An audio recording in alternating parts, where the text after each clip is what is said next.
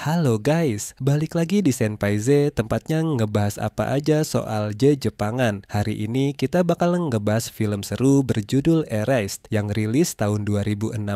Seru nih guys, karena bahas film time travel lagi. Jadi film ini mengisahkan seorang pemuda yang tiba-tiba bisa kembali ke masa lalu buat memperbaiki masa depan. Kemampuan yang keren banget pastinya. Tapi pertanyaannya, akankah dia mampu menyelamatkan ibunya dan orang-orang terdekatnya? Langsung aja kita mulai ceritanya. Di awal film, kita melihat seorang pemuda bernama Satoru yang kerja sebagai pengantar makanan. Suatu hari, saat sedang mengantarkan makanan, dia melihat ada anak kecil dalam bahaya. Dan entah kenapa, saat itu dia seperti bisa memprediksi kejadian tragis yang akan terjadi. Satoru pun berusaha menyelamatkan anak itu dari truk yang ugal-ugalan itu. Tapi ternyata malah dia sendiri yang tertabrak dan berujung masuk rumah sakit. Begitu sadar, Satoru ditemani oleh Airi, rekan kerjanya. Airi yang melihat langsung kejadiannya pun kebingungan. Kenapa Satoru seolah-olah tahu kejadian itu akan terjadi? Karena penasaran, Airi sampai mencoba reka ulang kejadian di tempat kejadian perkara. Setelah keadaan membaik, Satoru pulang ke rumah. Kemudian, ibunya Satoru pun mengajak belanja sambil jalan-jalan. Saat selesai belanja, Satoru mulai merasa ada yang aneh. Seperti deja vu alias merasakan kejadian yang sudah pernah terjadi seperti terulang lagi. Sejak saat itu, dia merasa ada yang tidak beres dengan dirinya, seperti bisa memutar balik waktu. Saat itu, Satoru bertemu dengan Airi, lalu ibunya Satoru mengajak Airi makan malam bersama di rumahnya. Setelah itu, Satoru mengantar Airi pulang. Mereka pun mengobrol selama perjalanan. Selesai mengantar Airi pulang, Satoru kembali ke rumah. Dia masih merasa aneh dengan kejadian tadi siang. Dia pun bertanya kepada ibunya, tapi ibunya tidak merasakan hal yang sama. Lalu ibunya menceritakan tentang kasus penculikan yang pernah terjadi saat Satoru masih kecil dan kasus tersebut belum terpecahkan sampai saat ini. Ibunya bilang kalau salah satu teman di masa kecil Satoru, namanya Jun, sempat dituduh sebagai pelaku. Tapi Satoru yakin bukan Jun pelakunya. Mungkin saja itu orang lain. Ibunya Satoru yang bekerja sebagai penyidik menyadari bahwa dia keceplosan. Ibunya pun berusaha agar Satoru melupakan Jun. Saat itu, ibunya Satoru yakin bahwa kasus itu masih belum selesai. Mungkin saja ada pelaku lain yang terlibat, seperti kata Satoru. Sampai suatu malam, tragedi benar-benar terjadi. Ibunya Satoru ditemukan ditusuk oleh orang tak dikenal. Setibanya Satoru di rumah, dia sangat terkejut melihat ibunya bersimbah darah. Dia langsung telepon ambulans. Saat melihat jendela, Satoru sempat melihat pelakunya. Satoru sempat mengejar pelakunya, tapi hilang jejak. Satoru gagal menangkap pelakunya. Kemudian ada polisi datang. Mereka malah mengira Satoru pelakunya karena tangannya berlumuran darah. Satoru pun melarikan diri karena ketakutan dan saat berlari dia sempat terjatuh. Setelah itu waktu kembali mundur ke masa dia masih jadi anak-anak di tahun 1988.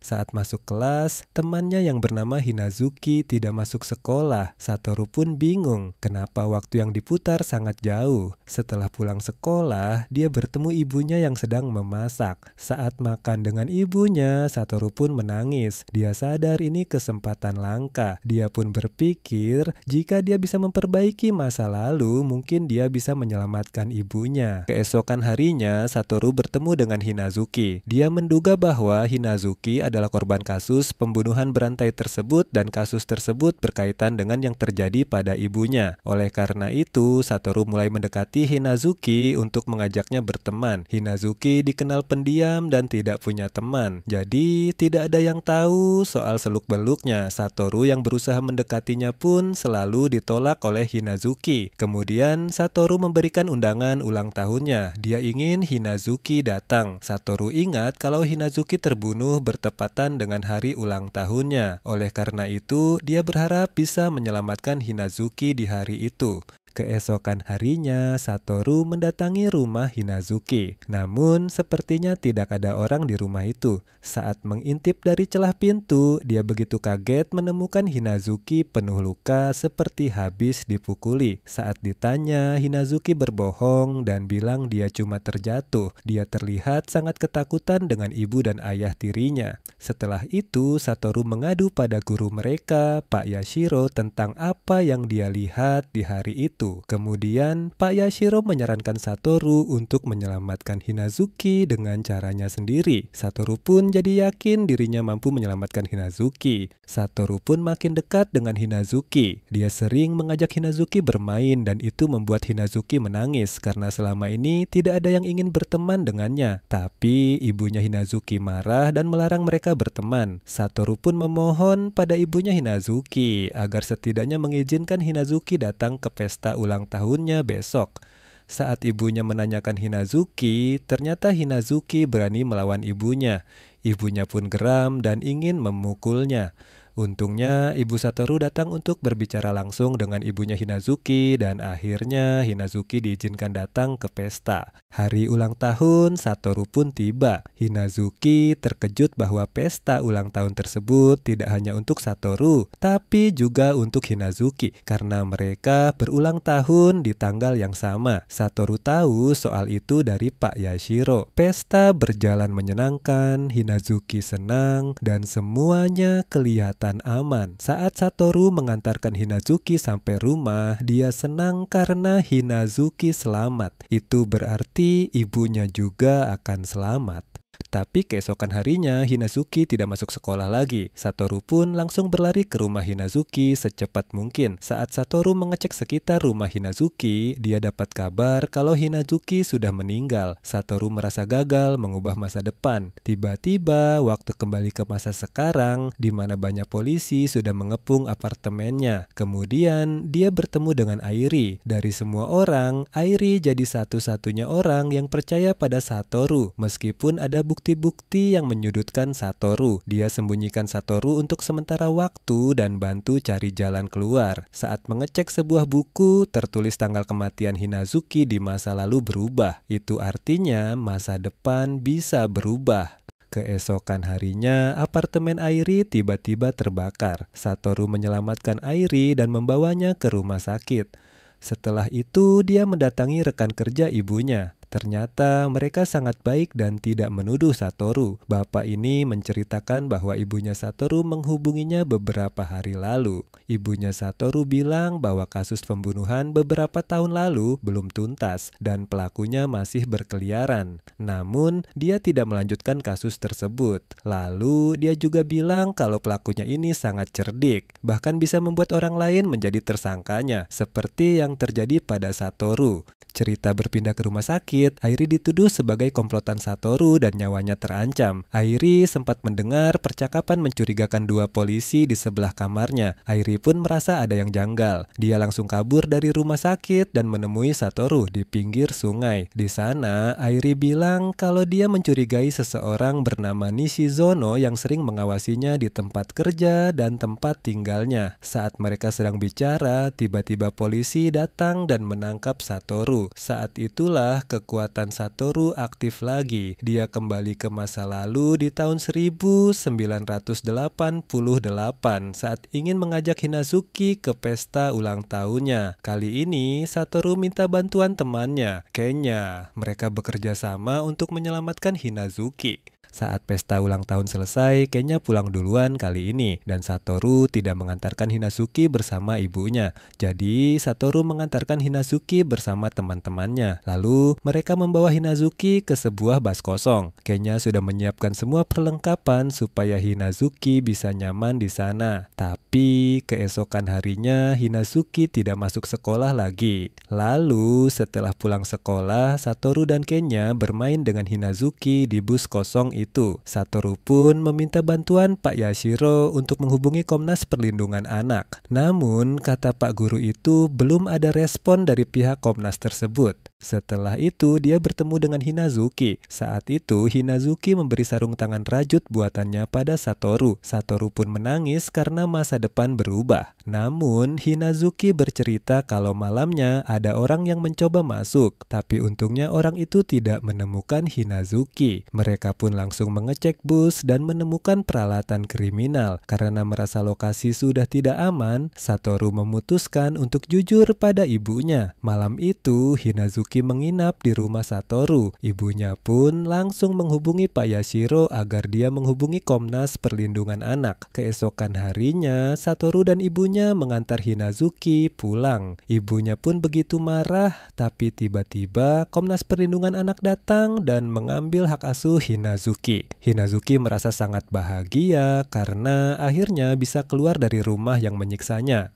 Kemudian Satoru berjalan bareng Pak Yashiro. Dia bertanya pada Satoru kemana menyembunyikan Hinazuki selama ini. Satoru pun menjelaskan soal bos kosong itu. Pak Yashiro pun memuji kejeniusan ide Satoru tersebut. Lalu cerita kembali lagi ke masa depan. Dia tiba-tiba berada di jalan raya dan bertemu dengan Airi. Tapi Airi nggak mengenalnya sama sekali. Satoru pun kembali lagi ke masa lalu karena bukan di bagian itu yang dia inginkan. Dia terbangun dari tidurnya dan menemukan kalau kasus pembunuhan berantai tersebut tetap terjadi dan selanjutnya ada korban lain yang diincar pelaku. Satoru pun memikirkan soal siapa pelakunya dari orang yang mengetahui bahwa Hinazuki ada di bus kosong tersebut dan mengetahui bahwa tidak ada yang menghubungi Komnas Perlindungan Anak sebelum didesak oleh ibunya Satoru. Jawabannya mengacu pada satu orang. Pelakunya adalah Pak Yashiro. Dugaan ini makin kuat karena Pak Yashiro biasa mendekati murid yang tidak punya teman, setipe dengan anak-anak yang menjadi korbannya. Oleh karena itu, Satoru mengikuti kemanapun Pak Yashiro pergi. Sampai di suatu hari, pemuda yang jadi temannya Satoru, Jun, membawa korban. Satoru meminta Pak Yashiro untuk mengejarnya. Ternyata semua itu adalah umpan yang dibuat oleh Pak Yashiro. Itu karena dia sudah tahu kalau Satoru mengetahui semua rencananya. Lalu Pak Yashiro ingin memperpendek umur Satoru. Tiba-tiba Satoru terbangun di rumah sakit tahun 2006.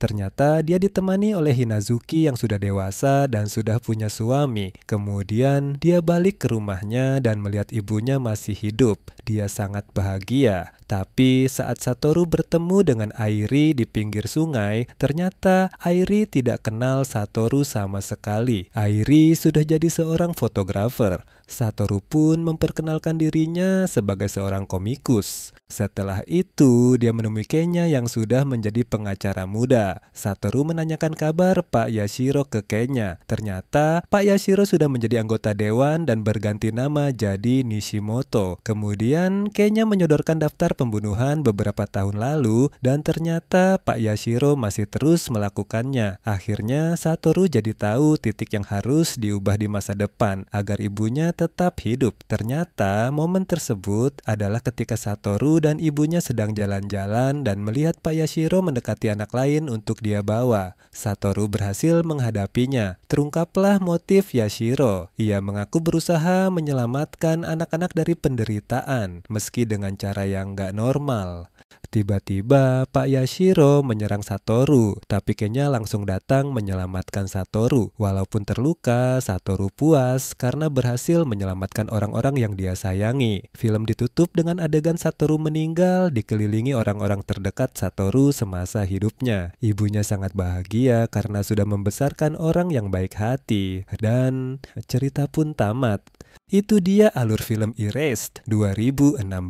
Gimana film ini menurut kalian? Buat yang penasaran dan pengen nonton film ini, gampang kok dicarinya. Dan habis ini enaknya bahas film apa lagi? Komen di bawah ya. Makasih buat kalian yang udah nonton sampai habis dan makasih juga buat yang udah subscribe.